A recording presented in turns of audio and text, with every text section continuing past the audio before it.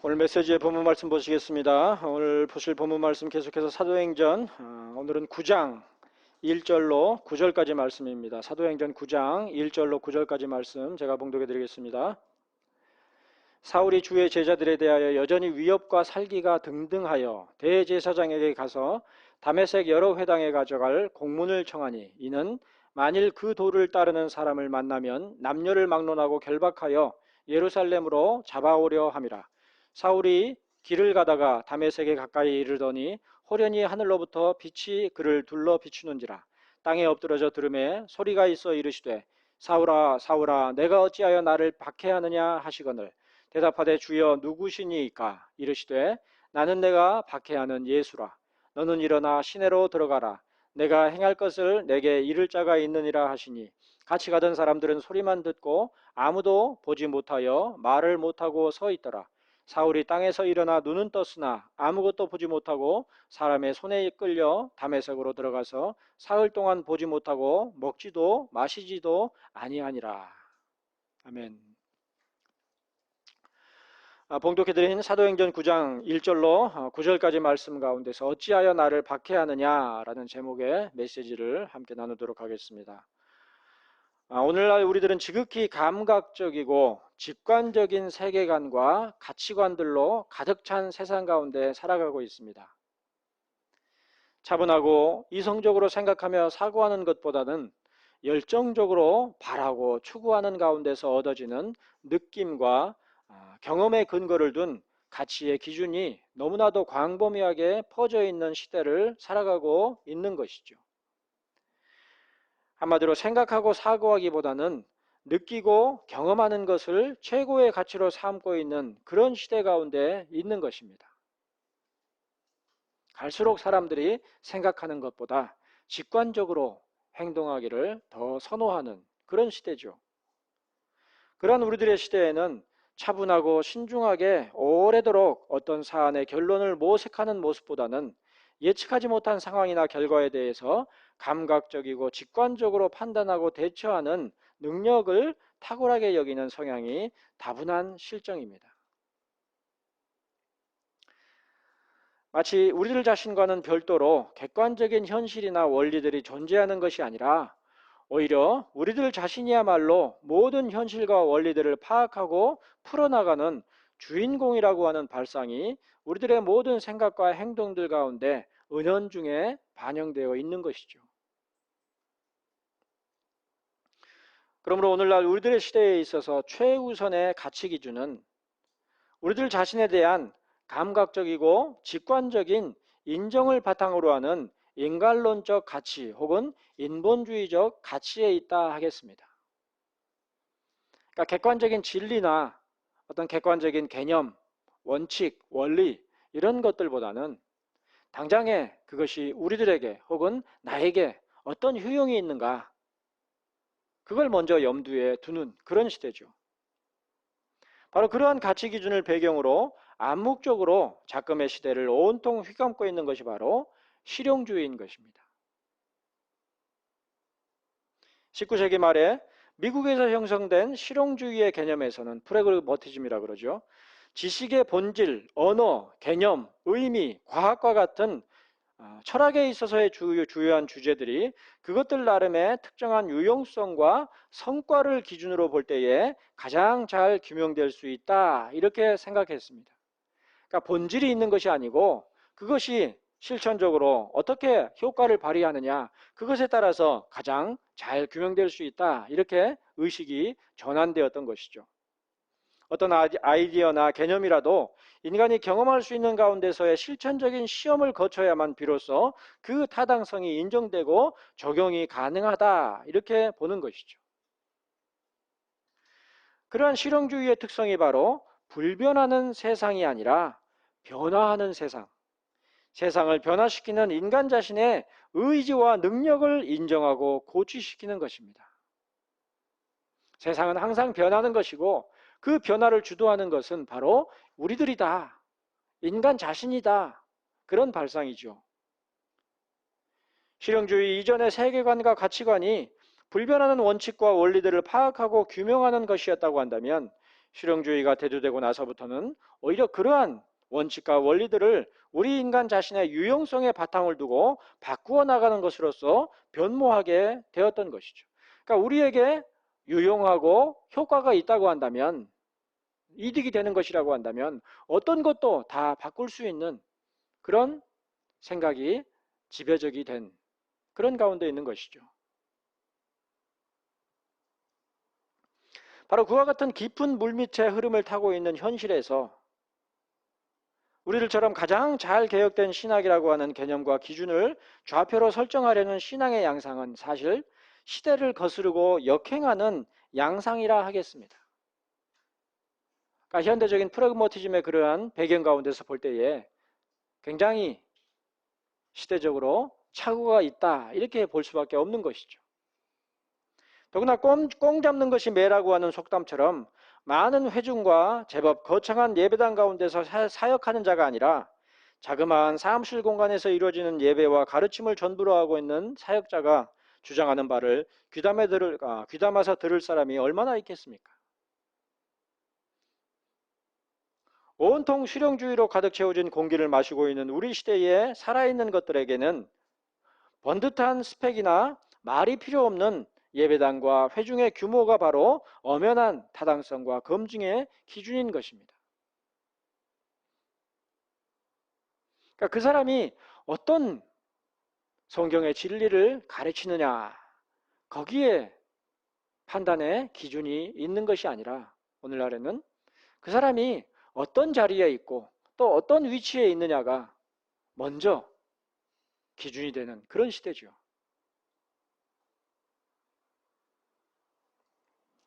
또한 그러한 가운데서 기독교 신앙은 어느새 믿음이나 영생 혹은 천국과 같이 눈으로 볼 수 없는 것들에 대한 이해나 추구를 멈추고, 왜 그래요? 당장에 확인할 길이 없는 그런 개념들이죠.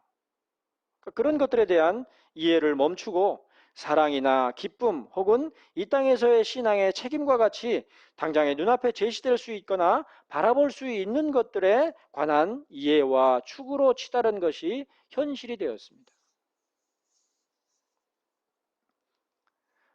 한마디로 매가 매인 것이 아니라 꿩을 잡는 것이 메인, 그런 시대죠. 그리고 그러한 현실은 더욱 진전되어서 기독교 신앙 자체를 그리스도인으로서의 책임, 끝없이 솟아나는 기쁨, 그리고 이로 인하여 서로를 사랑하는 것으로 충만한 공동체가 바로 교회고 기독교 신앙이다라고 하는 적잖이 새로운 관점을 널리 공유하게 되었습니다. 누가 말하지 않아도 다 그런 의견에 동의하는 그런 현실적인 바탕 가운데 있는 것이죠. 그런데 오늘 우리들이 살펴보고자 하는 사도행전 9장 초반부의 본문에서도 바로 그러한 시대적 흐름이 깔려 있는 것을 볼 수가 있습니다. 지금까지 사도 누가가 기록한 방식 가운데서 볼 때에 사도행전의 모든 기록들은 그리스도의 교회가 이 땅 가운데서 명백하게 드러나게 되는 일련의 사건들을 기록한 것이었지만, 그러나 실제 그 시대로 들어가 보면 사도행전 9장 1절로 2절에 기록한 것처럼 사울이 주의 제자들에 대하여 여전히 위협과 살기가 등등하여 대제사장에게 가서 다메섹 여러 회당에 가져갈 공문을 청하여서 만일 그 도를, 즉 그리스도의 도를 따르는 사람을 만나면 남녀를 막론하고 결박하여 예루살렘으로 잡아오려고 하던 그러한 상황이었던 것입니다. 그러니까 대세는 기독교 신앙에 대한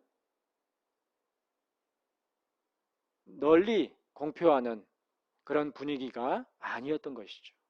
오히려 여전히 박해의 그러한 분위기 가운데 있었다는 것입니다.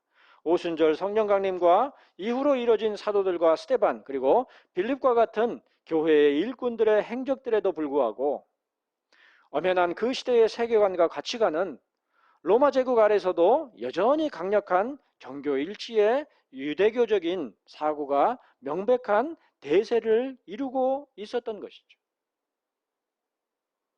그러니까 복음이 대세인 것이 아니라 그 시대에 저변에 흐르고 있는 유대교적인 그러한 가치관과 기준이 엄연히 현실로 있었던 그런 시대라는 점에서 오늘날의 시대와 별반 다를 게 없었던 것이죠.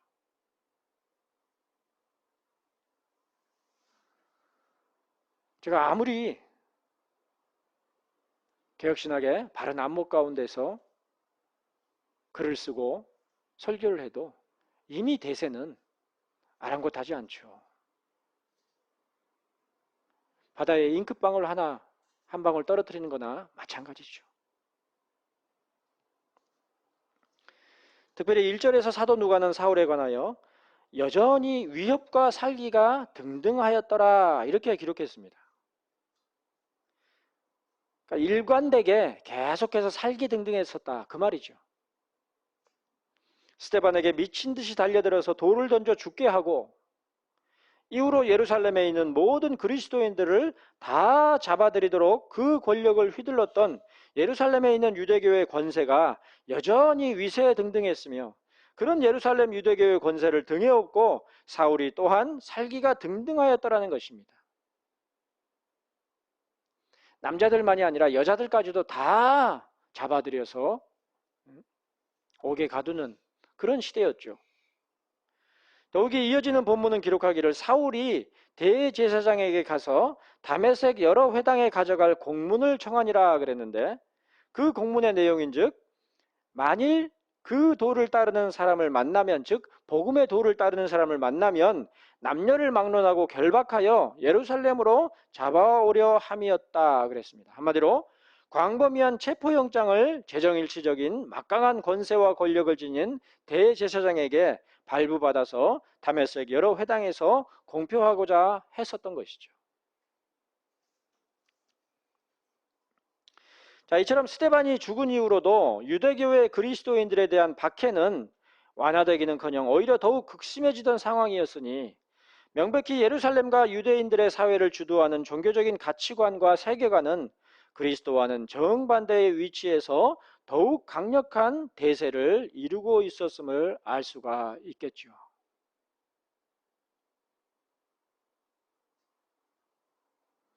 자, 그런데 사도 누가는 바로 그러한 유대인들의 그리스도인들에 대한 박해의 정점 가운데서 도무지 그 누구도 예측할 수 없었던 대반전의 사건을 기록하기 시작했는데 오늘 보면 3절에서부터 시작되는 호련히 하늘로부터 빛이 사울을 둘러 비추게 되는 사건이 바로 그것입니다.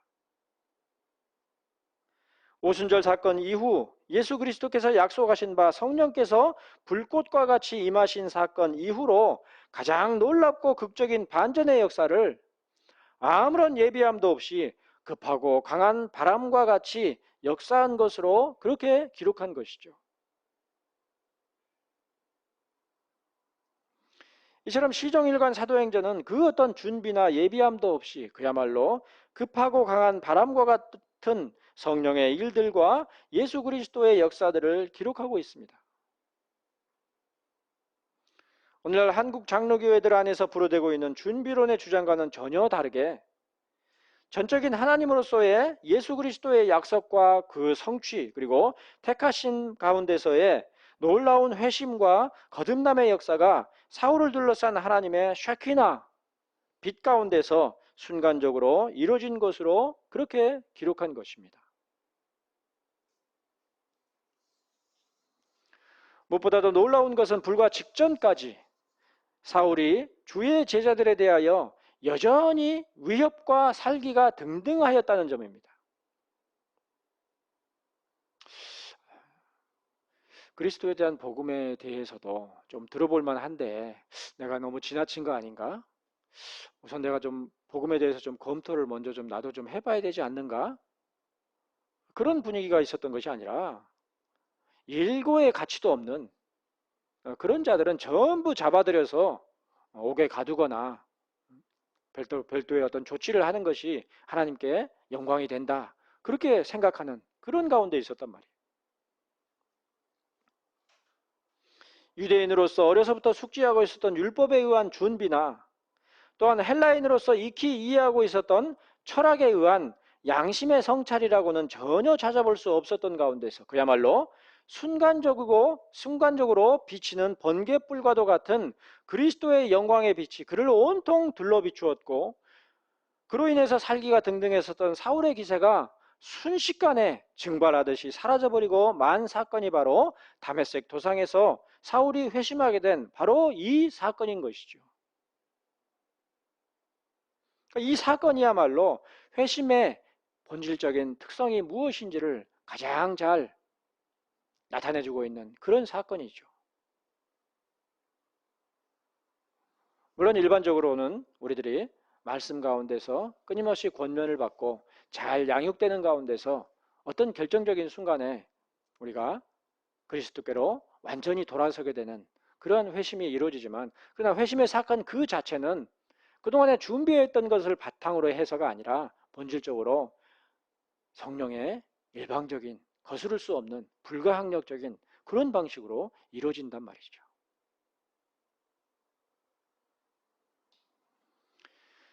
빌립보서 3장 8절에서 사도 바울은 그 스스로 이르기를 내가 즉 그리스도를 위하여 모든 것을 잃어버리고 배설물로 여김이라 그랬습니다.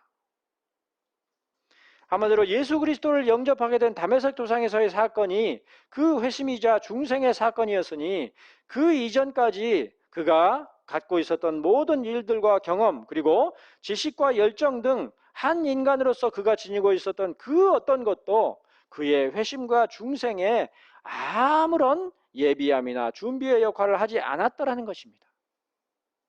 오히려 그런 것들은 모두 배설물, 즉 똥에 불과하다고 사도 바울은 고백했던 것이죠. 지금까지 모든 것들이 다 똥이다, 그렇게 말했던 것입니다. 계속해서 빌립보서 3장 9절에서 바울 사도는 고백하기를 내가 가진 의는 율법에서 난 것이 아니요 오직 그리스도를 믿음으로 말미암은 것이니 곧 믿음으로 하나님께로부터 난 의라 그랬습니다. 한마디로 그가 회심하고 중생하여 얻게 된 의에 있어서 율법은 아무런 예비함이나 준비함의 역할도 하지 않았던 것으로 그렇게 언급한 것이죠.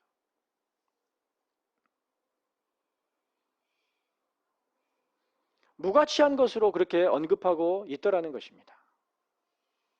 물론 실제적으로 무가치한 것은 아니지만, 이후로 사도 바울이 율법을 폐기해버리고 율법과 전혀 상관이 없이 살아갔던 것은 결코 아니죠. 로마서 7장 12절에서 사도 바울은 명백히 이르기를 율법은 거룩하고 계명도 거룩하고 의로우며 선하다, 이렇게 언급했습니다.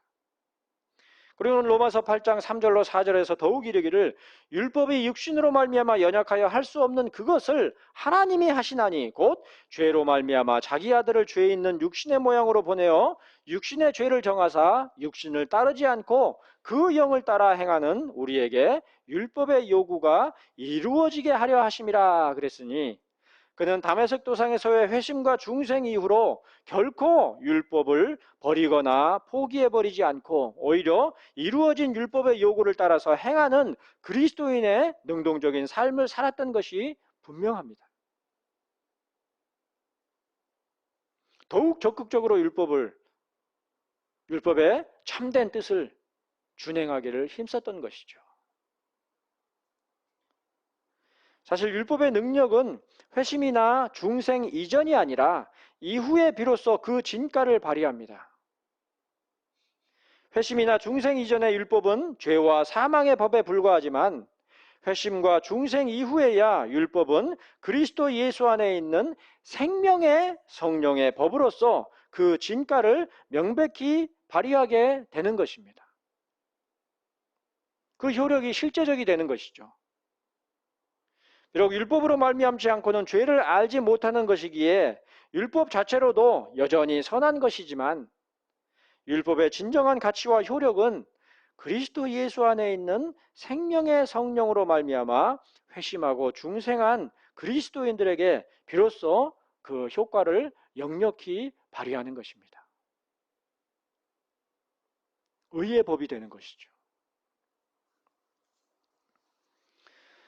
그러나 무엇보다도 분명한 사실, 오늘 우리들이 살펴보고 있는 사도행전 9장에서 무엇보다 중요한 사실은 바로 다메섹 도상에서 급하고 강한 바람과도 같이 하나님의 영광으로서의 예수 그리스도의 빛에 둘러싸이기 전까지의 사울의 삶과 행적들은 이후로 모두 더러운 똥으로 여겨졌다는 것입니다.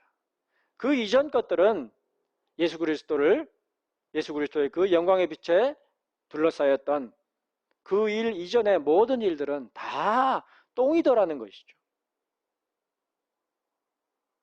사도행전 9장에서 급하고 강한 회심의 사건을 겪기 전까지의 사울의 모든 삶과 경험 그리고 지식들이 송두리째 다 똥으로밖에는 보이지를 않았으니 그 가운데서 무슨 예비함이나 준비함을 찾을 수가 있겠습니까? 그런 것은 마치 자기가 싼 똥에서 혹여 먹을 만한 것이 있는지 손으로 헤집는 꼴이나 다름이 없겠죠. 무엇보다도 사도행전 9장 4절에서 하나님의 영광에 둘러싸인 사울은 땅에 엎드러져 버렸다 이렇게 기록했습니다. 그를 회심하도록 함에 있어서 하나님의 영광과 능력 외에 그 어떤 것도 이처럼 무력할 뿐 아무런 예비함이나 역할도 하지 못한 것이죠. 차분히 그 마음이 낮아져서 점점 낮아져서 그렇구나. 이렇게 돼서는 안 되겠구나. 그리스도를 믿는 믿음만이 살 길이겠구나. 이렇게 점진적으로 나간 것이 아니라 순식간에 거꾸라졌단 말이에요. 하나님의 영광 앞에서는 우리에게 있는 어떤 것도 아무런 가치가 없는 것입니다. 심지어 살기가 등등했던 사울의 무자비한 의지와 열정조차도 그 살기 등등함조차도 그를 꺾으시고 되돌리시는 하나님의 역사 앞에서는 무력하기가 짝이 없었던 것이죠. 생각지도 않은 다메섹 도상에서 회심하게 되는 그런 역사가 이루어졌던 것이란 말이에요. 그런데 그처럼 무력하게 엎드러진 사울에게 들린 주의 음성을 보면 내가 어찌하여 나를 박해하느냐 이러한 것이었습니다. 또한 이어지는 5절에서도 예수의 음성은 나는 내가 박해하는 예수라는 내용이었으니 주의 제자들에 대하여 행한 위협과 살기 등등함이 그리고 살기 등등하여 남녀를 막론하고 결박하여 잡아들이던 그 모든 행동들이 그리스도께 대한 직접적인 박해라고 주님께서 말씀하신 것입니다. 왜냐하면 사울은 오늘 메시지의 본문 2절에서 기록한 바 즉 그리스도의 도를 따르는 사람들을 잡아오려고 하려던 것이었기에 그처럼 박해를 받는 자들은 그리스도의 가르침으로 말미암아 박해를 받는 것이기 때문입니다. 그리스도를 직접적으로 대적하지 않았어도 그리스도의 도에 대하여서 어그러뜨리고 꺾으려고 하는 그것으로 말미암아 그리스도를 박해하는 자가 되었던 것이죠. 마찬가지로 성경이 나타내는 바 그리스도의 진리를 잘못 이해하고 오류를 범하고 심지어는 이단설로 빠지는 것들도 직접적으로 그리스도를 대적하는 것임을 알 수가 있겠죠. 이러한 말씀들로 볼 때에 그 어떤 박해도 없는 것처럼 보이는 지금 우리들의 시대에 있어서도 박해는 여전히 가해지고 있으니 바로 예수 그리스도의 가르침과 도를 따르려 하는 것을 가로막거나 위협하고 있는 모든 거짓과 오류들이야말로 우리 시대의 주 예수 그리스도를 대적하는 박해의 다름이 아닌 것입니다. 칼과 권세로 박해를 하는 것이 아니라 진리를 희석시키고 흐트러뜨리고 오류에 빠지게 함으로써 박해를 가하고 있는 것이죠. 심지어는 진리 자체에 관심을 두지 않게 만들죠. 이런 거 저런 거 교리 그 골치 아프기만 하고 서로 싸우는 것이나 싸우는 것이나 되지. 그냥 우리가 그냥 서로 사랑하고 화목하고 그런 것이 복음이고 그런 것이 그리스도의 제자도지. 그래 참된 신앙이지. 성경의 교리를 가지고 서로 옳고 그르고 따지는 게 무슨 유익이 되느냐. 그런 것이죠. 바로 그러한 진리를 거스르고 대적하는 오류와 거짓들로 인하여서 지금도 예수 그리스도의 제자들은 여전한 위협과 살이에 휩싸여 있는 그런 실정이죠. 이제 이단들이 번듯하게 그냥 대놓고 그렇게 행세하는 것을 넘어서서 그런 오류에 대해서 지적하고 경고하는 그런 메시지들을 적극적으로 차단하고 없애버리는 그런 가운데 있죠. 다른 모든 거짓과 오류들에 대하여서는 용납하고 관용하던 자들이라도 주님과 사도들에 의해 가르친 참된 진리이자 영원토록 변하지 않는 진리의 주장에 대해서만큼은 철저히 냉담하거나 혹은 불온한 태도로 대적하곤 하는 것을 얼마든지 우리 주변에서 볼 수가 있죠. 적당한 복음주의에 대하여서는 널리 인정하고 관용하지만 참으로 개혁된 신앙에 대하여서는 오히려 그것이야말로 편협한 것이고 잘못된 것이다. 그런 의식이 온통 우리 주변에 팽배해 있는 것입니다. 무엇보다도 앞서 이 메시지의 서두에서 언급한 현대사회의 실용주의 가치관과 세계관이야말로 그 어떤 위협과 살기도 보이지 않는 가운데서도 가장 심각하게 그리스도의 도를 대적하는 박해의 양상일 것입니다. 아까 언급한 것처럼 교리가 옳고 그른 교리, 그 교리가 옳으냐 그르냐가 뭐가 그렇게 중요하냐. 아무짝에도 쓸모없는 거 아니냐. 그런 의식들이 널리 퍼져 있는 것이죠.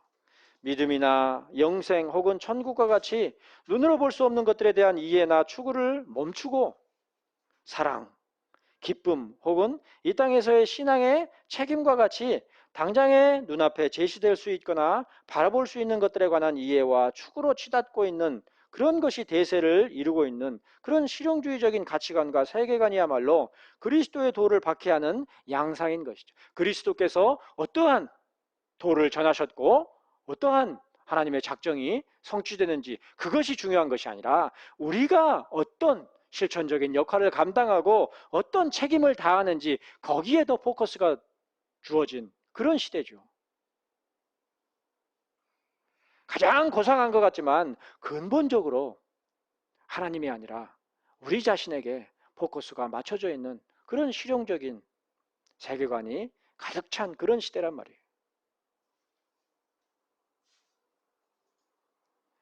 안타깝게도 오늘날 기독교 신자들 가운데서 이러한 실용주의적인 가치관과 세계관으로부터 불어닥치는 대세를 불변하는 진리로서 대적하는 분들을 찾아보기가 쉽지 않은 것이 현실이죠.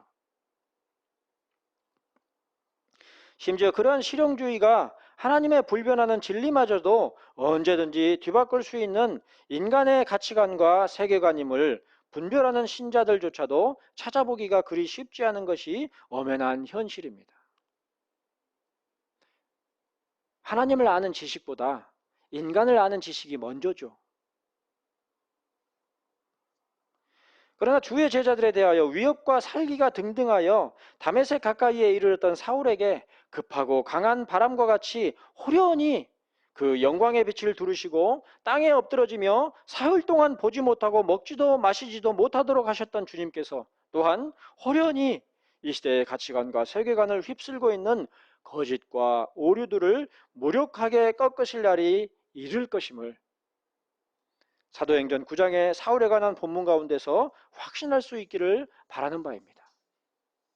비록 그러한 날을 위하여서 우리들은 아무런 예비함이나 준비도 할 수가 없겠지만 오히려 사흘 동안 보지 못하고 먹지도 마시지도 못하였던 사울과 같이 우리들 자신의 인간적인 모든 가치관과 세계관들을 다 똥으로 여기고서 오히려 주님께서 친히 제정하시고 약속하신 성찬 가운데서 제공되는 영적인 은혜와 영양분만을 고대하고 의지하는 신앙으로 굳건하게 되기를 바라는 것입니다.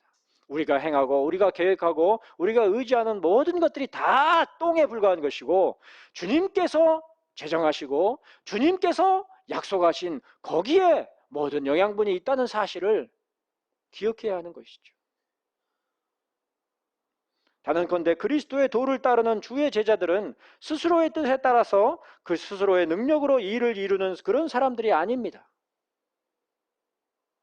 오히려 그리스도의 도를 따르는 참된 주의 제자들은 호련히 둘러싸인 하나님의 영광의 빛 가운데 거하는 자들, 스스로 띠뛰고 나아가는 것이 아니라 하나님의 인도하심을 따라 하나님의 뜻에 전적으로 이끌리는 자들이니, 바로 그러한 자들로서 그리스도께서 제정하신 성찬의 은혜와 그 자양분을 공급받는 우리 모두가 되시기를. 내가 어찌하여 나를 박해하느냐라고 말씀하시되, 마치 하나님의 산 호렙에 이른 모세를 향하여 모세야 모세야 하고 급하게 부르셨던 것처럼, 유대인들에게 친숙한 사울이라는 이름으로 사울아 사울아 하고 급하게 부르시며 그 위협과 살기를 꺾으신 우리 하나님과 구주 예수 그리스도, 그리고 이 모든 의미를 깨닫도록 역사하시는 성령 하나님의 이름으로 권하며 축복하는 바입니다.